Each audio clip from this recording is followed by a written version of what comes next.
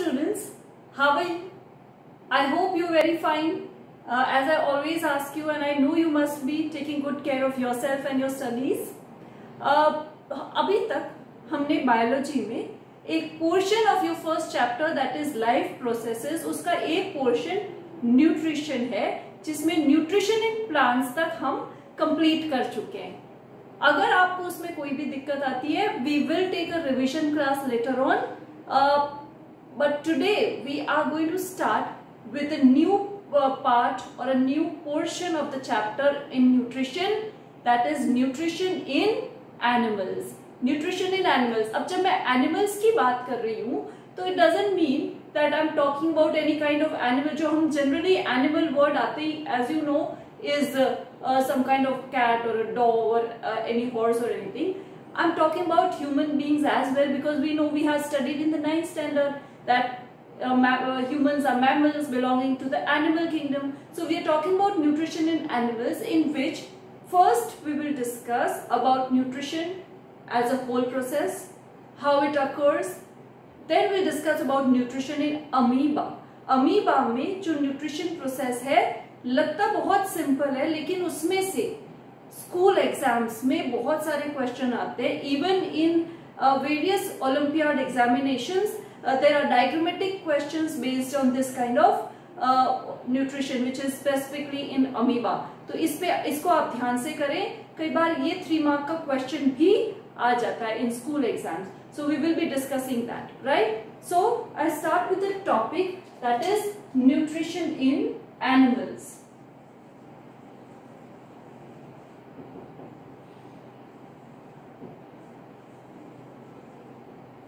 Nutrition in animals की बात करें तो the thing which we should know is, हमने अभी ऑटोट्रॉफिक न्यूट्रिशन पढ़ लिया है प्लांट्स में. एनिमल्स में ज्यादातर हमेशा there is a heterotrophic type of nutrition. Heterotrophic, as I told you, is depending on something else. Actually every human being और every living organism depends on plants for their nutrition. ज़्यादातर certain है दूसरे, but right now I'm talking about heterotrophs, and basically all heterotrophs, even if they are carnivorous or they are omnivorous or they are any kind of feeding food they are eating, all of them ultimately will be dividing on the plants. Because see, herbivores depend on plant, carnivores depend on those herbivores, but ultimately last is the plant only. ठीक है. और एक चीज ध्यान रखना, plants के लिए भी जो सोर्स ऑफ एनर्जी है वो है sun. So the ultimate source of energy is the sun. उसकी एनर्जी प्लांट ले सकते हैं और प्लांट फिर ट्रांसफर करते हैं फर्दर ऑन. ठीक है. तो आज हम हीट्रोट्रॉफ्स का मैं थोड़ा सा आपको वापस रिवाइज करवाऊं तो हमने पढ़ा था about heterotrophic nutrition, that was depending on something else, और उसके मैंने बेसिकली 3 मोड्स या मेथड्स बताए थे आपको. First was holozoic, second was saprotrophic और सैप्रोफाइटिक कह सकते हैं आप, third was parasitic nutrition, and then parasitic because it was involving 2 organisms. We had further studied some other relationship between organisms also. याद है, होलोजोइक में फूड इंजेस्ट करता है और then it is digested, and specifically we are going to talk about that kind of nutrition today. Saprotrophic bacteria और fungus होता है जो अपनी बॉडी से केमिकल रिलीज करते हैं and then they absorb nutrients. And parasitic, obviously parasitic में 2 organism होते हैं. एक होता है जो अपना खाना बना रहा होता है या कहीं और से ले रहा होता है, but not by harming the other thing. तो वो तो होस्ट है. उस होस्ट की बॉडी के आइदर पैरासाइट अंदर चला जाता है या उसके बाहर रहता है, और जो खाना होस्ट बना रहा होता है उसी में से वो पैरासाइट अपना न्यूट्रिशन ले लेता है. बिकॉज वो उसका न्यूट्रिशन ले रहा है, ऑब्वियसली वो उसको हार्म कर रहा है. That is why only it is called a parasite. ठीक है. तो ये था a basic thing which we have already studied. Now today I will be talking about nutrition in animals. और जब अपन एनिमल्स की बात करते हैं, एनिमल्स में specifically we are talking about holozoic mode of nutrition. holozoic mode of nutrition. Remember, this is a mode of nutrition in which food is ingested or taken inside, it goes in the body and it is slowly digested by the various chemicals secreted inside the body, right? तो हम इसकी detailing पढ़ेंगे। और holozoic का ही देखो, मैंने आपको herbivore, omnivore, carnivore, डेट्रिटिवोर ये सारे बताए थे ना। ये सारे जो है basically holozoic type of method, इनका फूड लेने का तरीका, मेथड एक होता है, they eat food, it goes inside their body and it is digested step by step. Only the food which they like or which they eat is different. ठीक है? तो बेसिकली जो herbivores, carnivores, omnivores क्या थे? They were types of holozoic or animals falling in the category of holozoic method of nutrition. Holozoic, eating food. ठीक है? अब holozoic nutrition में basically there are 5 steps. First step is ingestion. This word ingestion means intake of food. Intake of food. और ये पांचों steps आपको याद रखने, ये पूछे जाते हैं एग्जाम में। फर्स्ट इज इंजेशन, ऑब्वियसली आप इसको अपने आप से भी रिलेट कर सकते हैं क्योंकि ह्यूमंस में भी होलोजोइक न्यूट्रिशन होता है। हम अमीबा के बारे में भी पढ़ेंगे, what is mode of nutrition of amoeba, holozoic, what is mode of nutrition of human beings, it is also holozoic. ठीक है, तो हम उसके बारे में पढ़ेंगे। ऑब्वियसली हम सबसे पहले क्या करते हैं, फूड माउथ में रखते हैं, तो इंजेस्ट किया हमने। ठीक है, that process is called ingestion, intake of food. Second is digestion.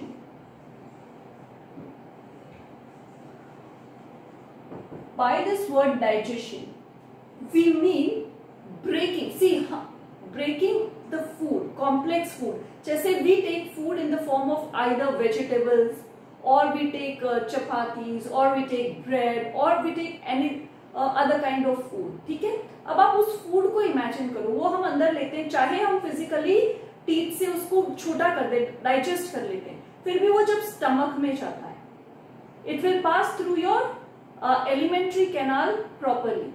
Alimentary canal क्या, मैं लेटर ऑन बताऊंगी आपको जब ह्यूमंस के बारे में बात करेंगे, लेकिन वो स्टमक तक जाता है। ठीक है, स्टमक से भी पास हो जाएगा, इंटेस्टाइन में भी हो जाएगा, लेकिन अगर वो फर्दर केमिकली डाइजेस्ट नहीं होता, मतलब फिजिकली तो वो माउथ में टूट गया, छोटा हो गया, पेस्ट बन गया, लेकिन अगर उस पेस्ट में से वेरियस न्यूट्रिएंट्स रिलीज नहीं होते, तो क्या वो न्यूट्रिएंट हमारे ब्लड स्ट्रीम में जा पाएंगे?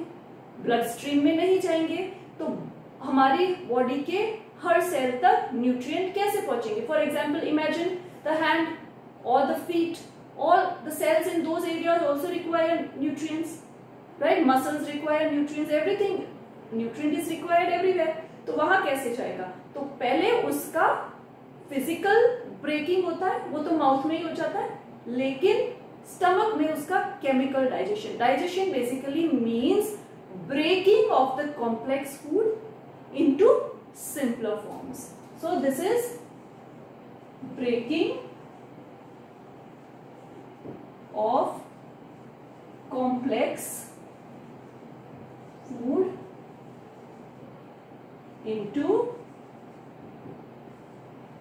simpler forms. ठीक है, is that clear?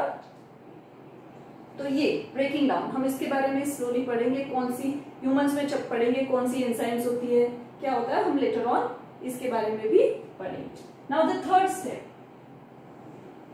This third thing और the third step that is occurring, as I said, digestion के बाद उसको ऐसी जगह तक पहुंचना है कि वो ट्रांसपोर्ट हो सके to various parts, and that one thing is present in the body which is flowing throughout, that is the blood stream. So they need to be absorbed into the blood stream. ठीक है, अलग जगहों पे जाके, first liver में भी जाने के लिए उसको अब्सॉर्ब होना चाहिए इनटू द ब्लड स्ट्रीम, ताकि वो एक जगह से दूसरी जगह पे कैरी हो सके। That process is called absorption.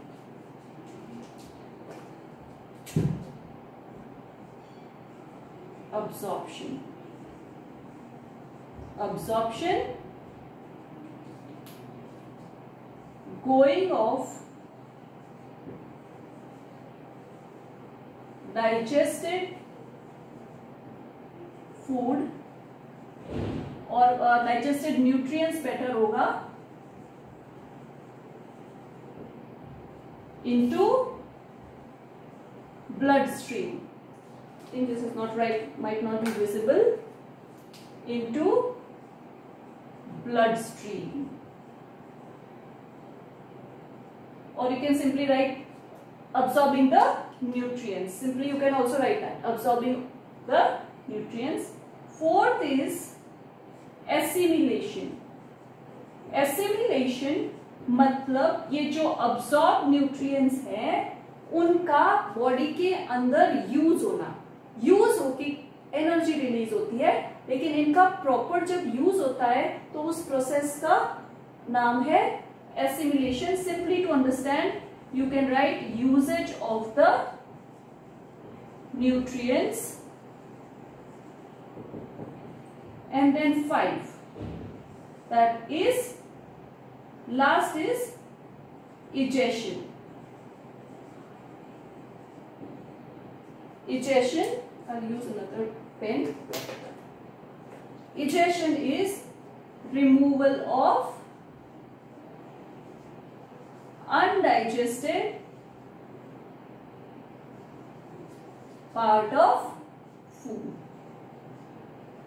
So these are the 5 steps which are involved in the process of nutrition. First, ingestion. Second, digestion. Third, absorption. Fourth, assimilation. And fifth, egestion. जो part digest नहीं हो पाया, that cannot stay in the body, it has to be removed from the body, and that portion or that part is called egestion.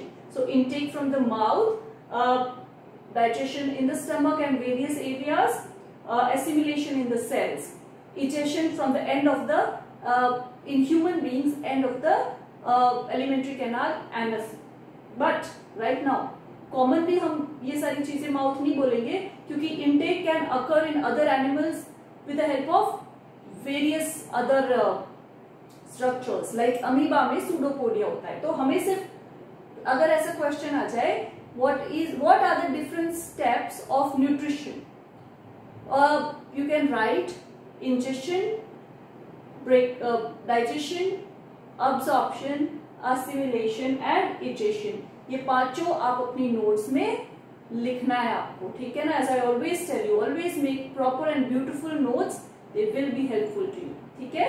Hopefully you have written it down, ठीक है. So now ये पांचों steps amoeba में भी होते हैं, and now I am going to teach you how these steps occur in amoeba, ठीक है. ये पांचों स्टेप, ये क्वेश्चन अमीबा वाला क्वेश्चन भी बहुत पूछा जाता है, so please pay attention,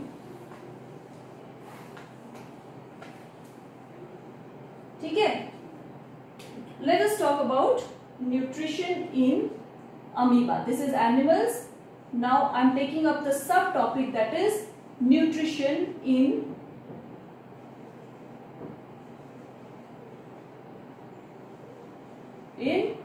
amoeba. Now you know what is amoeba? ये एक किंगडम, 5 किंगडम्स हमने पढ़े थे. Actually it is a protozoa. Protista जो किंगडम थी उसमें, और प्रोटोजोन है. अमीबा भी प्रोटोजोन है. 9th में आपने प्रोटोजोन्स के बारे में कब पढ़ा था? Why do we fall ill में, जैसे वो trypanosoma and euglena and all those protozoans. It is a protozoan which has a similar kind of nutrition like humans, which is holozoid. उसके बारे में हम पढ़ते हैं. It is a unicellular organism, a single cellular organism, जो आपको पानी कहीं पे भी मिल जाएगा, dirty जो होगा, not in normal drinking water and all, any pond water and puddles it might be present, and it takes it the various viruses, various bacteria, छोटे छोटे जो organisms है उनको एज फूड लेता है. और this amoeba is a unicellular organism. It does not have a specific shape. It is amoeba का shape irregular होता है. इट्स लाइक इट्स एक सेल है और उसकी प्लाज्मा मेम्ब्रेन होगी, अंदर साइटोप्लाज्म होगा, तो वो बिल्कुल एक जेली जैसे शेप चेंज करता रहता है, उस टाइप का ऑर्गेनिज्म है. So now let us study how. I would be explaining the 5 steps in the form of a diagram. ठीक है, आप भी जब भी आंसर लिखे in biology, it is better to express your answers with the help of diagrams, because the teacher can get it very fast ki whether you know it or not. ठीक है, so the first step, as I told you, in amoeba, for example,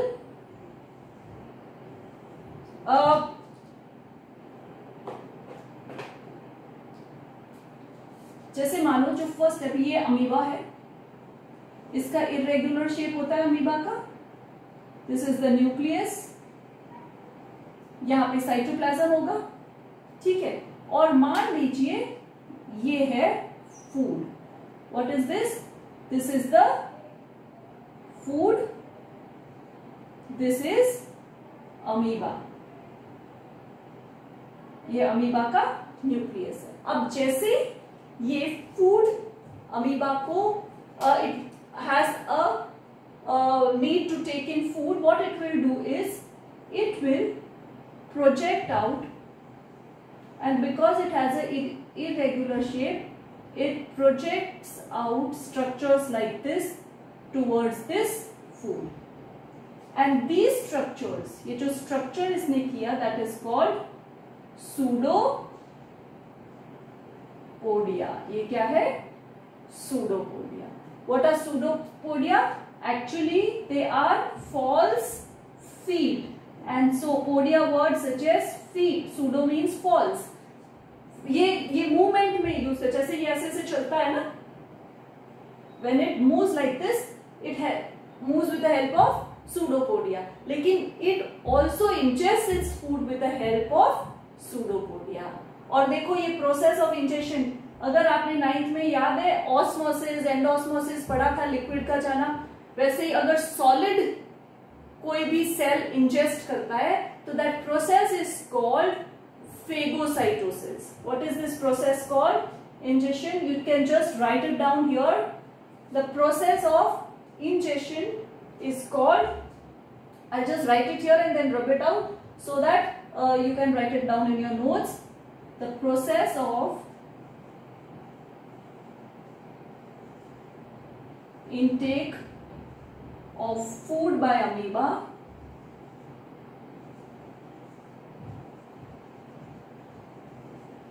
is, देखो इस word के लिए phagocytosis ही बोल सकते हैं, लेकिन see some books also use this word endocytosis. Actually endocytosis एक कॉमन टर्म है कि सेल के अंदर लिक्विड भी जाए या सॉलिड भी जाए. तो right here if this is there, you cannot say it is totally wrong. Endocytosis cell के अंदर कुछ भी जाना, इंजेस्ट होना, चाहे लिक्विड हो चाहे सॉलिड, लेकिन फूड सॉलिड होता है, तो इसीलिए इसके लिए प्रॉपर वर्ड क्या है? This. So you can right phagocytosis.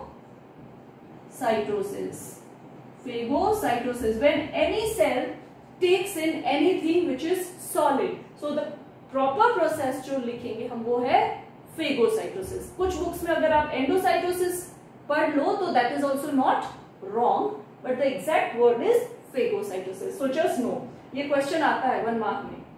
Or it might come as an objective question, because as pattern has changed, there may be many objective questions, right? So this, the process of intake of food with the help. ये भी पूछते हैं, how does amoeba take its food?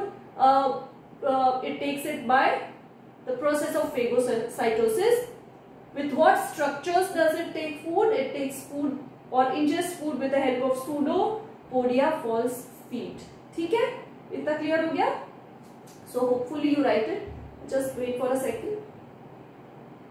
Okay. फिर मैं इसको मिटा देती हूँ ताकि आपके लिए पूरा प्रोसेस कॉम्प्लिकेटेड ना हो. ठीक है, so it has taken. Now what is this?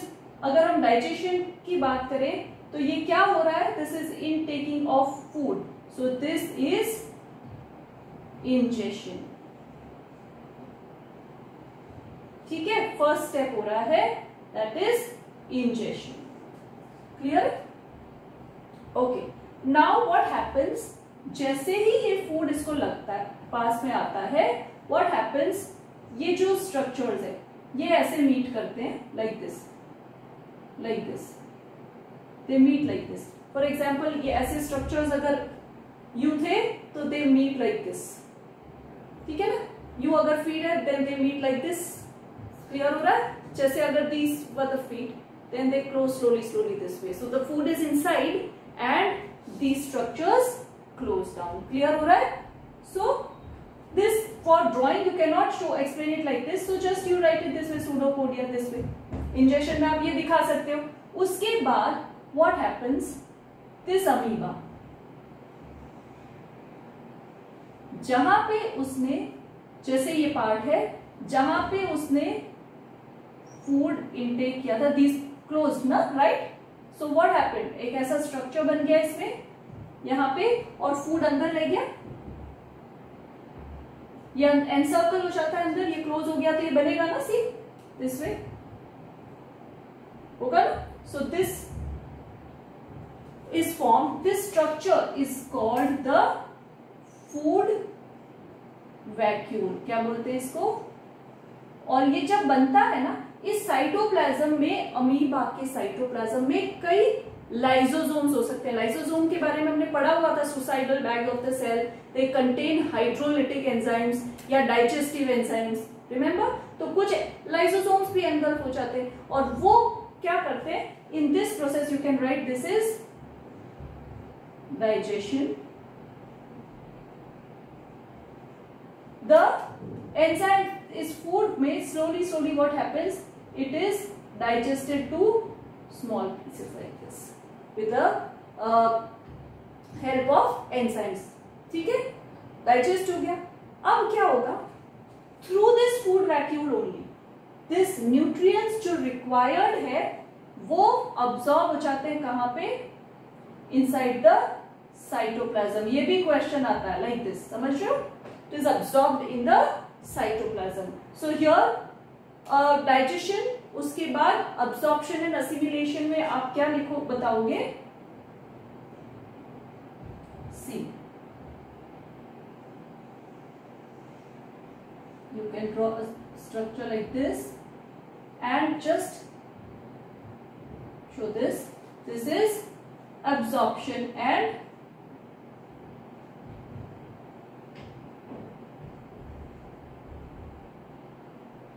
assimilation. ठीक है, absorption and assimilation हो गया, ठीक है। First, even if you don't draw this, you can directly start with this. बहुत सारे डायग्राम अगर नहीं बनाने तो डायरेक्टली यहां से स्टार्ट करो, लेकिन यहाँ पे absorption मतलब क्या होता है, फर्स्ट एक्सप्लेन। अमीबा को फूड नजर आया, उसने ऐसे सूडोपोडिया प्रोजेक्ट किए and engulf the food, that is ingestion. उसके बाद एक फूड वैक्यूल बन गया, उसके अंदर कुछ लाइसोसोम भी आ जाते हैं from the cytoplasm and they have certain digestive enzyme जो इस फूड को डाइजेस्ट कर देते हैं, और वो जो डाइजेस्टेड न्यूट्रिएंट फूड वैक्यूल के अंदर है वो कहां अब्सॉर्ब हो जाते हैं, इन द साइटोप्लाज्म। पूछा जाता है where is food absorbed in the amoeba, it is in the cytoplasm, ध्यान रखना, ठीक है। So this is absorb, you don't need to make this that, I was just explaining. तो आप ऐसा डायग्राम बना सकते हो, ठीक है। उसके बाद अब्सॉर्प्शन एंड असिमिलेशन में जो भी यूज हो गया, ठीक है, जो whatever is remaining, whatever food or whatever waste is remaining which is not required by the amoeba, what is it done? It is thrown out from the plasma membrane, ठीक है ना। For example, इसको एक और diagram आप, I'll make it here. Hope this is clear to you. This was amoeba and जो भी waste है या प्लाज्मा मेम्ब्रेन के पास आके it is thrown out. So this suggests egestion. ये आप नहीं भी बताओगे तो चलेगा, लेकिन ठीक है, बेटर है to show all the steps. ठीक है, so these are the steps. First, ingestion, food देखता है, सूडोपोडिया प्रोजेक्ट करता है, सूडोपोडिया प्रोजेक्ट होता है तो that food is engulfed and it forms a food vacuole. Food vacuole के अंदर कुछ लाइसोसोम भी आ सकते हैं जो फूड को डाइजेस्ट करते हैं, that is digestion. First step, second step, third and fourth step, and egestion is fifth step. जो न्यूट्रिएंट्स कहां अब्सॉर्ब हो गए, फूड वैक्यूल के थ्रू साइटोप्लाज्म में आ गए.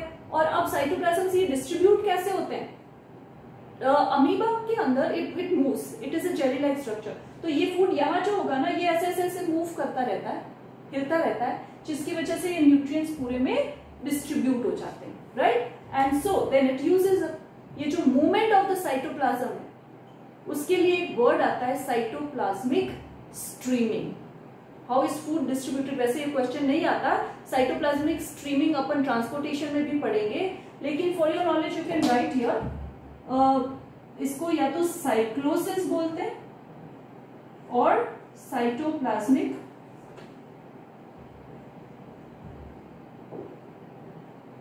स्ट्रीमिंग.